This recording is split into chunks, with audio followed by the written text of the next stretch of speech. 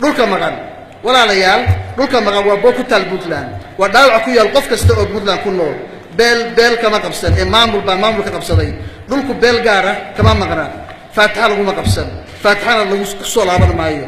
wixii siyaasad ku saraysan siyaasad baan ku maaraynaa wixii xoog laga maarmi waayana waxa laga maarmaan in Puntland fuliso waajibkii loo igmaday ee dastuuriga ahaa waxaa dadka sool sanaa iyo cayn lagu hogay haykal dawladnimo Puntland waxay ku fashilantay waajibaadkeedii dastuuriga ahaa waajibaadka koowaad ee dawladnimada Puntland waa inay difaacdo nafta maalka iyo sharafta muwaadinka Puntland dib u soo celinta dalka maqan waxa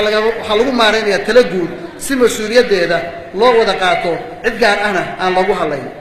walaalayaal xildhibaanada sharafta leh musharaxiinta tartamaya waxa lagu kala dooranayaa khibradooda maamul dawladnimo khibradooda siyaasadeed taariikhdooda waxqabad aqoonta iyo fahamka ay ka qabaan geedi socodka iyo isbeddelka ay Puntland u baahan tahay inay gaarto maanta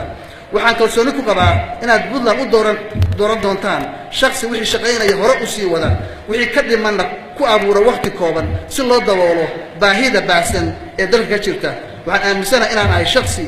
ay u dhan yihiin sifooyinka aan ku soo xusay ee isugu jira khibradda maamulka siyaasadda dhaqaalaha iyo fahamka ku aadan arrimaha federaalka dastuurka iyo barnaamijka dimuqraadiyadda xiriirka wadamada dariska iyo beesha caalamka walaalayaal xildhibaanada sharafta badan aqoon iyo khibrad gurihi ma dabooli karto baahida jirta waxaa dabooli kara midnimo iyo wada shaqayn dhexmarta qaybaha kala duwan ee dawladda ay ka kooban tahay sida baarlamaanka iyo xukuumadda waxaan wada shaqayn toos ah la yeelan doonaa guddoonka iyo xildhibaanada Puntland si aan caqabadaha jira ugu maarayno si wada jira waxaan si sharaf badan kalsooni badan idin weydiisanayaa inaad codkayga isiisaan assalaamu calaykum waraxmatullaahi wabarakaatuh